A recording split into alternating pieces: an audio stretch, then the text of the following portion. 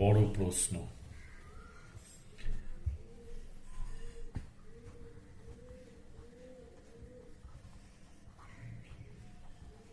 Glycolysis.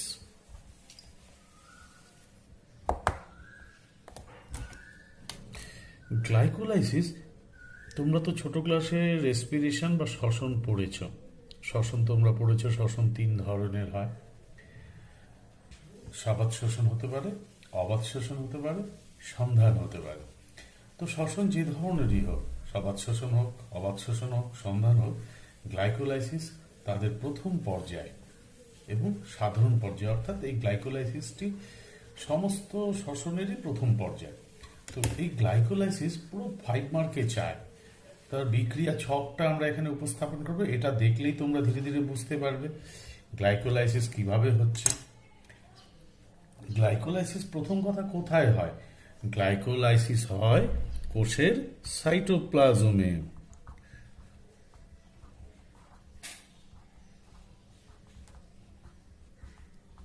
সাইটোপ্লাজমে glycolysis হয়। Glycolysis শুরু হয় কাকে দিয়ে? গ্লাইকোলাইসিস শুরু হয় এক অণু গ্লুকোজকে দিয়ে। দেখো, এক অণু গ্লুকোজকে দিয়ে গ্লাইকোলাইসিস শুরু হয়। এই গ্লুকোজ সবার প্রথমে, এই যে গ্লুকোজ সবার প্রথমে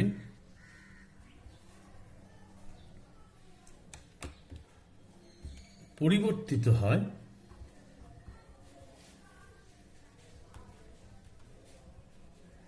গ্লুকোজ 6-ফসফেটে। গ্লুকোজ কিসে পরিবর্তিত হলো? গ্লুকোজ পরিবর্তিত হলো গ্লুকোজ 6-ফসফেটে। কিভাবে? আসলে গ্লুকোজ একটা 6 কার্বনের যৌগ। তার 6 নম্বর কার্বনে একটা ফসফেট গ্রুপ চলে আসে। কে ফসফেট গ্রুপটা ডোনেট করলো?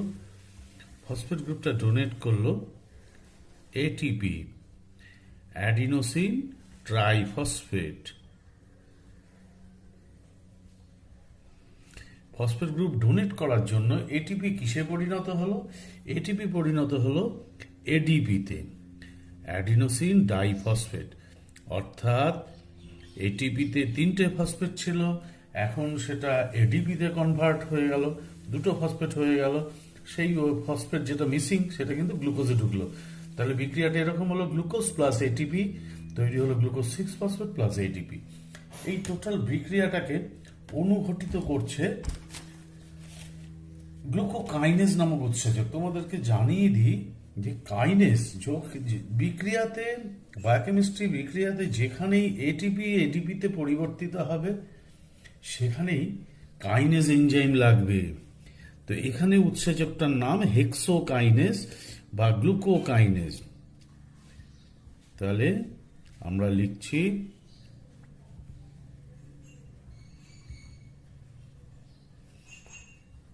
হেক্সোকাইনেজ। অর্থাৎ কাইনেজ হলো বেসিক উৎসেচক। কাইনেজ হলো বেসিক উৎসেচক। আর হেক্সো মানে 6 কার্বন। এটাকে অনেক বইয়ে গ্লুকোকাইনেজও বলেছে, অসুবিধা নেই। এরপরে গ্লুকোজ 6-ফসফেটটা কিসে পরিবর্তিত হবে?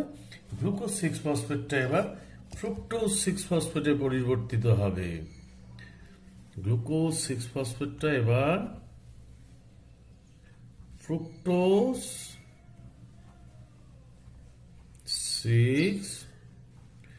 6-ফসফেটে পরিবর্তিত হবে। মনে রাখবে, গ্লুকোজ আর ফ্রুক্টোজ পরস্পর হলো আইসোমার। পরস্পর আইসোমার। আইসোমার মানে যাদের মলিকুলার ফর্মুলা একই, C6H12O6, কিন্তু গঠনগত ফর্মুলা যাদের ডিফারেন্ট।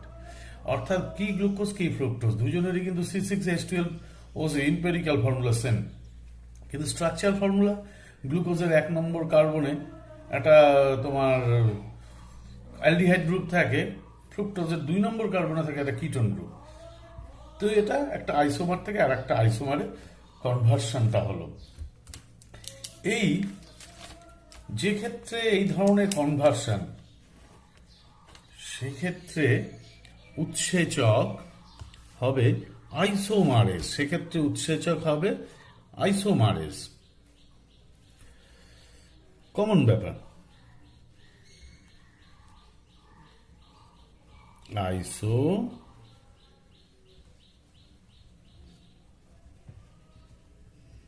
উৎসেচকের নামকরণ, যখন তোমরা উৎসেচক পড়বে জানতে পারবে উৎসেচকের নামকরণ করার সময় কোন সাবস্ট্রেট ব্যবহার হলো, হ্যাঁ, এই পার্টগুলো জুড়ে যায় নামকরণের সাথে। অর্থাৎ এখানে নামটা দাঁড়াবে ফসফোহেক্সোজ আইসোমারেজ।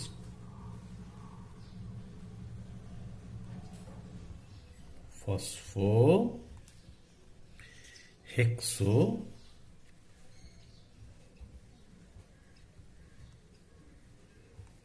আইসোমারেজ। মানে বেসিক উৎসেচক হলো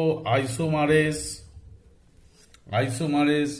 তার সাথে জুড়ে দিলাম, যেহেতু এটা একটা হেক্সোস সুগার অর্থাৎ 6 কার্বনের সুগার এবং ফসফেট জুড়ে আছে, তাই ফসফোহেক্সো আইসোমারেজ। এগুলো কিন্তু মুখস্থ করে ফেলতে হবে। এই ফ্রুক্টোজ 6 ফসফেটটা এর পরে পরিবর্তিত হবে ফ্রুক্টোজ 1,6 বিসফসফেট। এটা পরিবর্তিত হচ্ছে ফ্রুক্টোজ 1,6 বিসফসফেট। ছিল ফ্রুক্টোজ 6 ফসফেট, অর্থাৎ কিনা ফ্রুক্টোজের 6 নম্বর কার্বনে ফসফেটটা ছিল। এখন দেখো ফ্রুক্টোজের 1 নম্বর কার্বনেও ফসফেট চলে আসছে, 6 নম্বরে তো ছিলই। এই যে কমা দিয়ে লিখছি মানে এগুলো কার্বন সংখ্যা বোঝাচ্ছি। ফ্রুক্টোজের 1 নম্বর কার্বনেও একটা ফসফেট এসেছে, 6 নম্বরে তো ছিলই, তাই বিস শব্দটা, বিস অর্থাৎ 2 ফসফেট কথাটা ব্যবহার হচ্ছে। এই ফ্রুক্টোজ 1,6 বিসফসফেট খুব ইম্পর্টেন্ট। এবার এখানে দেখো আবার একটা ফসফেট গেইন হলো ফ্রুক্টোজের। তাহলে আগেও বলেছি যেখানে গেইন হবে সেখানে ডোনেট করবে এটিপি। এখানেও বিক্রিয়ায় অ্যাডিনোসিন ট্রাইফসফেট অংশ নেবে, সে পরিবর্তিত হবে অ্যাডিনোসিন ডাইফসফেটে। এখানে উৎসেচক কি হবে আগেও বললাম, যেখানে এটিপি এডিপি কনভার্সন সেখানে তো বেসিক উৎসেচক কাইনেজ হতেই হবে, KINASE কাইনেজ তো হতেই হবে। তার সাথে ফ্রুক্টোজ আছে, তাহলে ফ্রুক্টোকাইনেজ বলে দেওয়া যেতে পারে, এবং ফসফেট রিলেটেড তাহলে সবচেয়ে ভালো হয় ফসফোফ্রুক্টোকাইনেজ।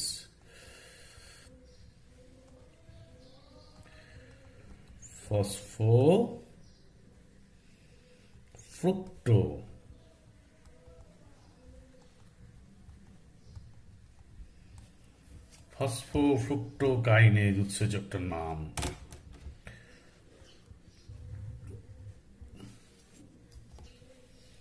এবার এই ফ্রুক্টোজ 1,6 বিসফসফেট পরিষ্কার 2-3 কার্বনের যৌগে ভেঙে যাবে।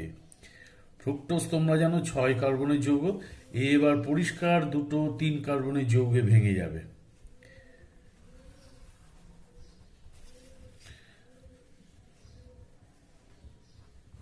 এই ভাঙনটা ঘটাবে অ্যালডোলেজ বলে এনজাইম। কে ভাঙবে? অ্যালডোলেজ।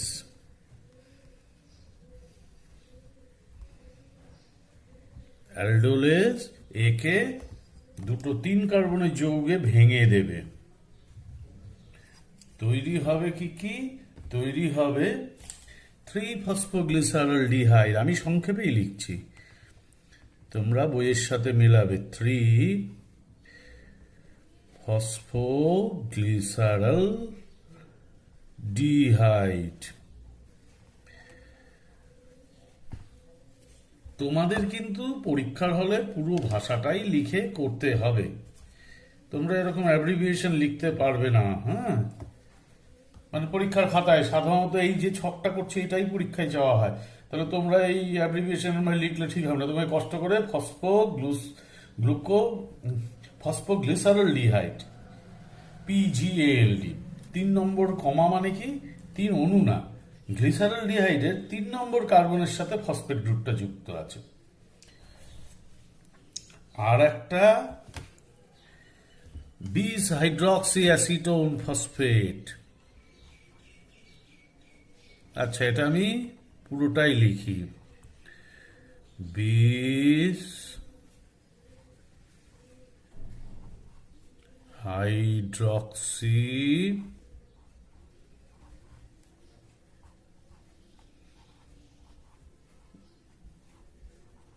Acetone phosphate.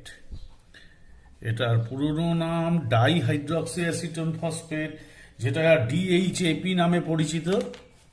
হ্যাঁ, আধুনিকভাবে তাকে বিস হাইড্রক্সি বলা হয়, বিএইচএপি বলা যেতে পারে। এটাও একটা 3 কার্বনের যৌগ, এটাও একটা 3 কার্বনের যৌগ। এরা দুজন কিন্তু পরস্পর আবার আইসোমার, অর্থাৎ এরা দুজন একে অপরে পরিবর্তিত হতে পারে।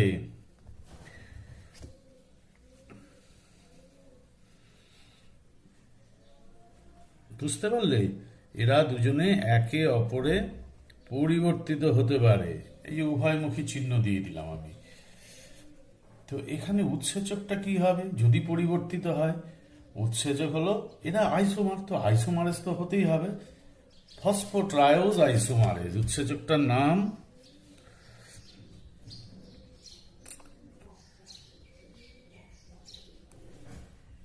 ফসফোট্রায়োজ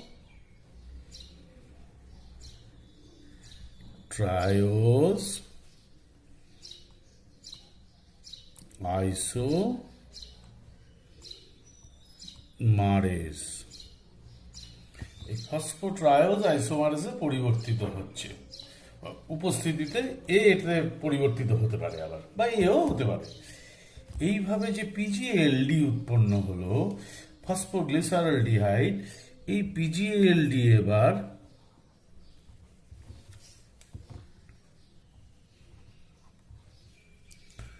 ওয়ান কমা 3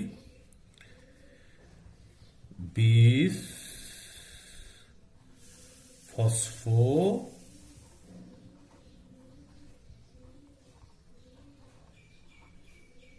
গ্লিসারিক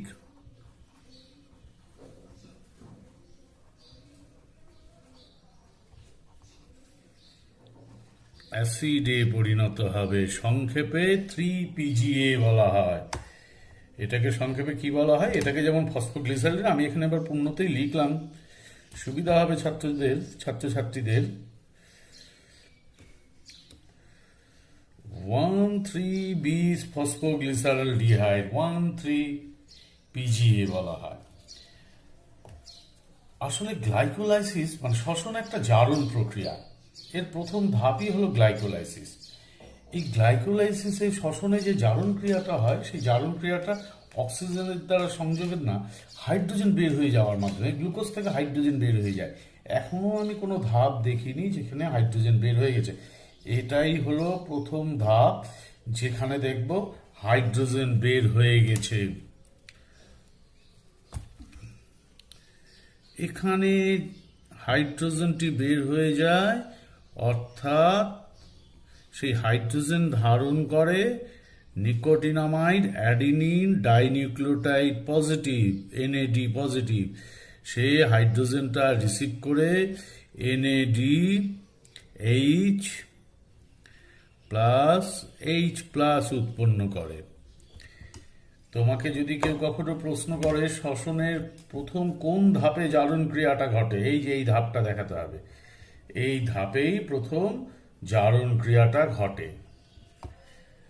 আর কি হয় এখানে? মনে রাখবে, এখানে উৎসেচক কি হবে? যেইখানে NADH এর কনভার্সন এনএডি পরিবর্তিত হয়ে এনএডিএইচ হয়ে যাচ্ছে, অর্থাৎ দুটো হাইড্রোজেন বার হয়ে গেছে। সেখানে অবশ্যই উৎসেচক ডিহাইড্রোজিনেস। এখানে নামটা যদি লিখতে যাই তাহলে নামটা এরকম হবে 3PGALD 3-phosphoglyceraldehyde dehydrogenase।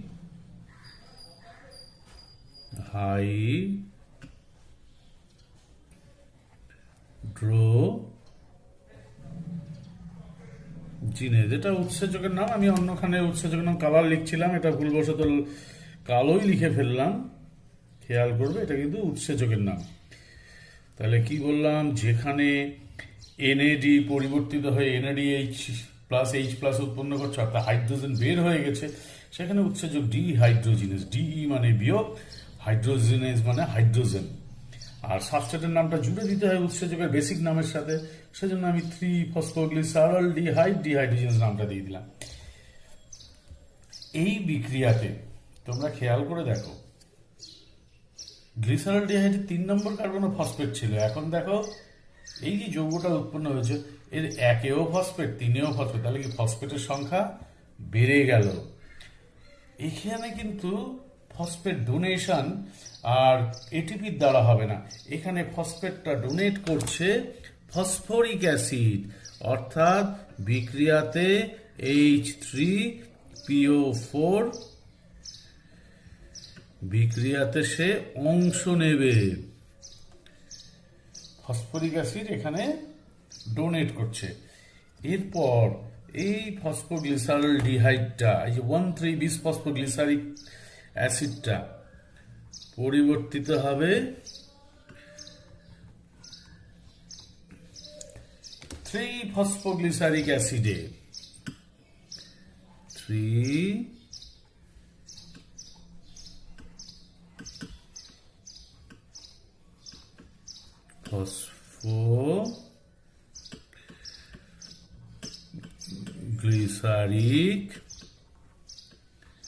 3-ফসফোগ্লিসারিক অ্যাসিডে।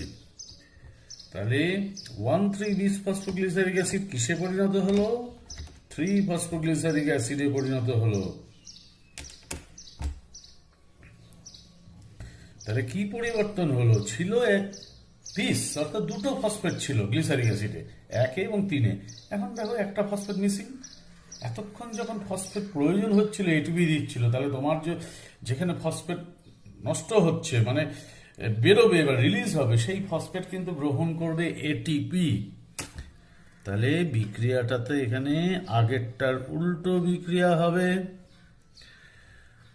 অর্থাৎ কিনা বিক্রিয়ায় অ্যাডিনোসিন ডাইফসফেট অংশ নেবে, উৎপন্ন হবে শক্তিধর যৌগ এটিপি।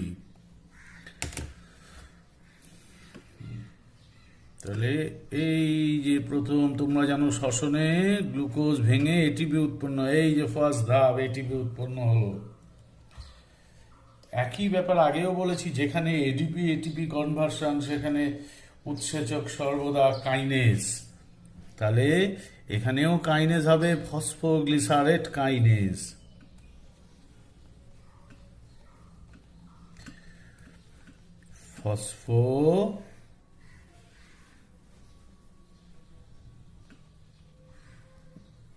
ফসফোগ্লিসারেট কাইনেজ, এটাকে তুমি ফসফোগ্লিসারিক অ্যাসিড কাইনেজও লিখলে পারতে, মানে কি কাইনেজ তো বেশি উৎসেচক, এবার সাবস্ট্রেটের নামটা যোগ হবে, সাবস্ট্রেট ছিল ফসফোগ্লিসারিক অ্যাসিড মূলত, তুমি এটাকে ফসফোগ্লিসারিক অ্যাসিড কাইনেজও লিখতে পারতে, ফসফোগ্লিসারেট কাইনেজও, এক্ষেত্রে গ্লিসারিক অ্যাসিড গ্লিসারেট একই মিনিং। এরপর 3PGA ফসফোগ্লিসারিক অ্যাসিড এবার পরিবর্তিত হবে 2PGA তে। কিসে পরিবর্তিত হবে? 2PGA তে, 2-ফসফোগ্লিসারিক অ্যাসিডে। অর্থাৎ ফসফেট গ্রুপটা জাস্ট তার স্থানটা পরিবর্তন করছে, আর কিছুই করেনি। গ্লিসারিক অ্যাসিডের 3 নম্বর কার্বনে ফসফেট ছিল, এখন 3-এর থেকে শিফট করে 2 নম্বর কার্বনে ফসফেটটা চলে যাচ্ছে।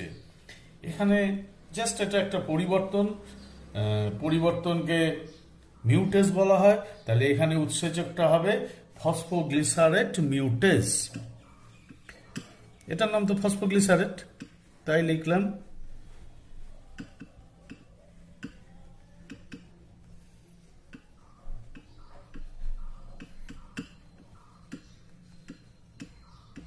গ্লিসারেট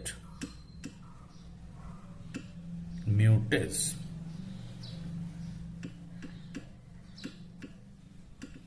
তাহলে বেসিক উৎসেচক কিন্তু মিউটেস, তার সাথে নামটা জুড়ে যাচ্ছে, সাবস্ট্রেটের নামটা। উৎসেচকের নামকরণের যে উপায় বলছি, ফসফোগ্লিসারেট মিউটেস। আর দুটো ধাপ আছে। এই 2PGA এবার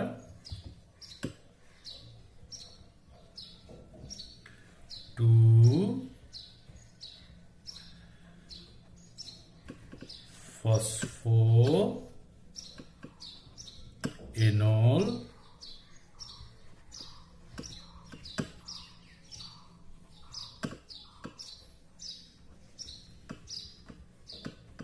পাইরুভিক অ্যাসিডে পরিণত হবে। কিসে পরিণত হবে? 2-ফসফোএনল পাইরুভিক অ্যাসিড।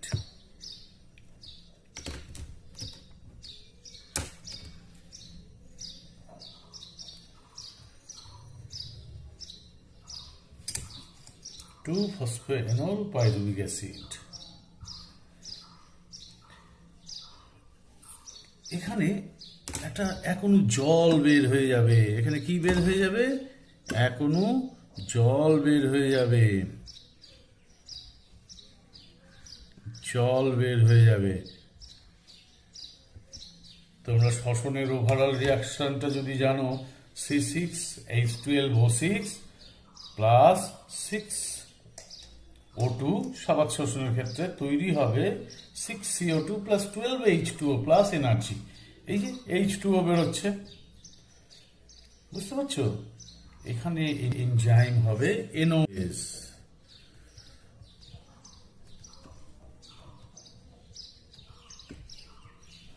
যেখানেই জল বেরোবে সেখানে এক্ষেত্রে এনজাইম হবে NOS।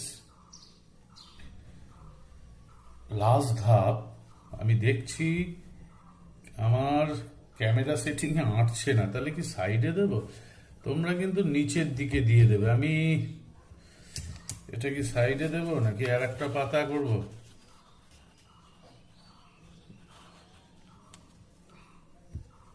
দেখছি। এটাকে আমরা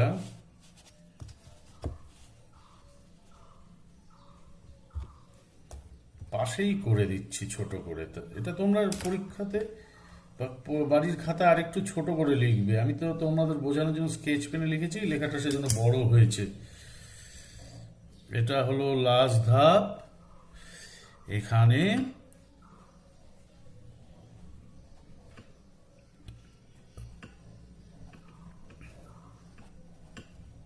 পাইরুভিক অ্যাসিড উৎপন্ন হচ্ছে।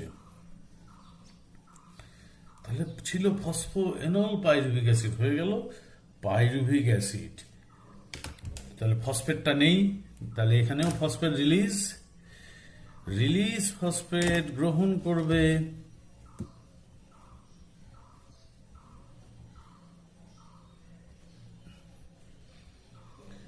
অ্যাডিনোসিন ডাইফসফেট, সে পরিবর্তিত হবে সেই ফসফেটটা গ্রহণ করে অ্যাডিনোসিন ট্রাইফসফেটে।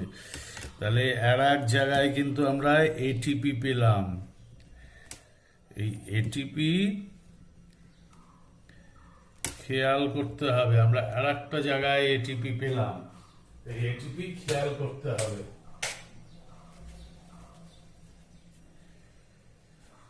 বুঝা গেল? এবার যেখানে এটিপি পাচ্ছি সেখানে উৎসেচক কি হবে? কাইনেজ এনজাইম হবে। তাহলে এইখানকার এনজাইমটার নাম আমরা দেব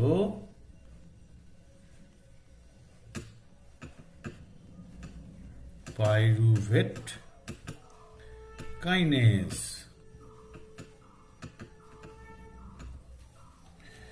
পাইরুভেট কাইনেজ। তাহলে দেখো এই যে টোটালটা হলো গ্লাইকোলাইসিস, এটা পরীক্ষায় মুখস্থ করতে হবে, এখনো কমপ্লিট হয়নি। একটা গ্লুকোজ ছিল, এই গ্লুকোজ এটা একটা 6 কার্বনের যৌগ, বিভিন্ন ধাপ ঘুরে ঘুরে একটা 3 কার্বনের যৌগ পাইরুভিক অ্যাসিড উৎপন্ন করলো। আমি তোমাদের ইনফরমেশনের জন্য বলে দিচ্ছি, এই পাইরুভিক অ্যাসিডটা পাওয়া যায় 2 মলিকিউল, 2 অণু পাইরুভিক অ্যাসিড। আমি আর এখানে লিখলাম, লেখা স্পেস নেই, তোমাকে আগে 2 দিতে হবে, বা তোমরা বইয়ে দেখবে এই জায়গা থেকে সব 2 × 2 × 2 × 2 × 2 × 2 × আমি যেহেতু অ্যারো হেড দিয়ে লিখলাম, আমি ব্যালেন্সটা করলাম না, আমি জাস্ট পরিবর্তনটা দেখালাম। তো গ্লাইকোলাইসিস সামারি হলো এক অণু গ্লুকোজ থেকে 2 অণু পাইরুভিক অ্যাসিড উৎপন্ন হওয়া। হ্যাঁ, এই যে টোটাল এই পর্যায়ে গ্লুকোজ থেকে ফ্রুক্টোজ 1,6-বিসফসফেট, এটাকে বলা হয় প্রস্তুতি পর্যায়। কি বলে? দেখো কি বলছি আমরা, এই পর্যায়টার নাম হলো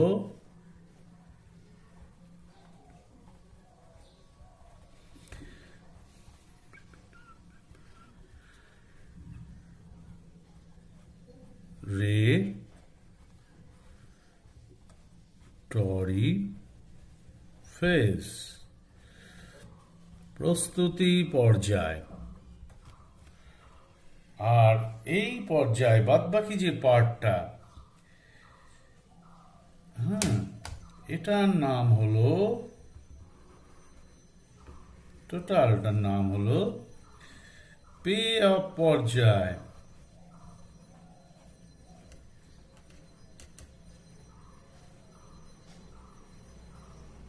এগুলো আসতে পারে এই যে পে অফ পর্যায়ে ফ্রুক্টোজ 1,6-বিসফসফেট দুটো 3 কার্বনের যৌগে ভেঙে গেছিল, 3-ফসফোগ্লিসালডিহাইড আর বিস-হাইড্রক্সি অ্যাসিডন ফসফেট।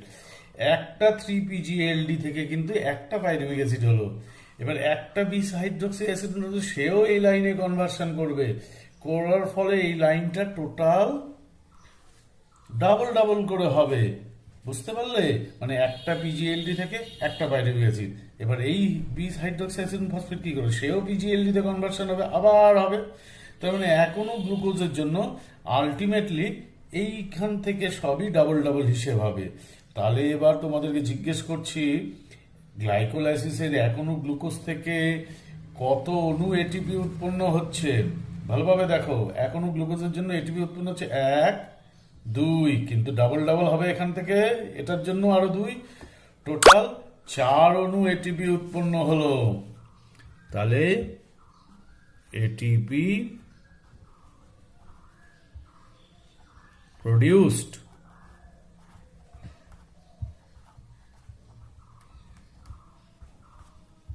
Four molecule.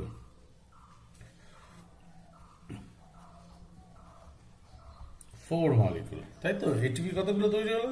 1, 2, ডাবল হবে। আর এটিপি খরচা হলো কতগুলো? এটিপি ইউজড, দেখো এটিপি খরচা হয়েছে, এখানে একটা খরচা হয়েছে, এখানে একটা,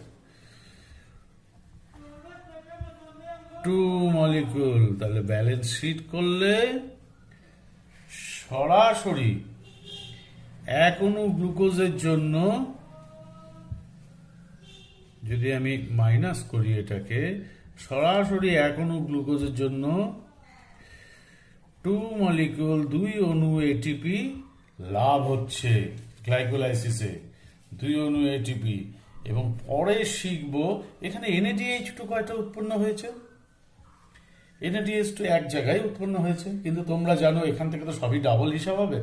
তাহলে NADH2 দুটো উৎপন্ন হয়েছে।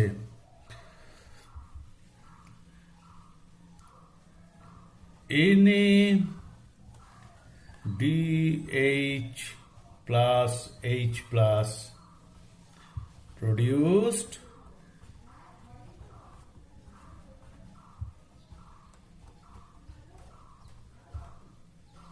2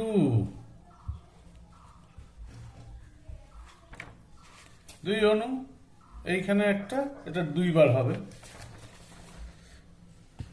অ্যারোবিক রেসপিরেশন বা সবাত শ্বসন একটা ধাপ আছে, টার্মিনাল রেসপিরেশন বা প্রান্তীয় শ্বসন বা ইটিএস। ইটিএস এর মাধ্যমে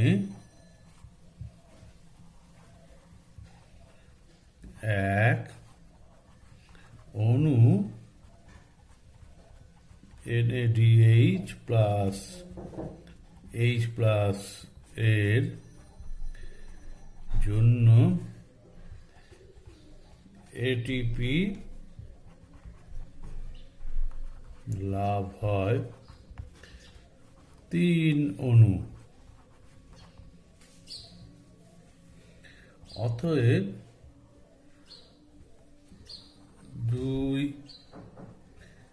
দুই অণু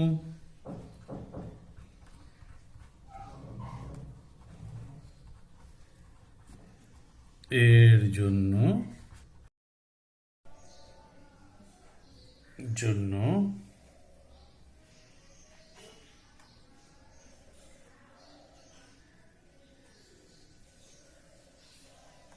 এক অণুর জন্য 3টে, 2 অণুর জন্য 6টা এটিপি। Total ATP gain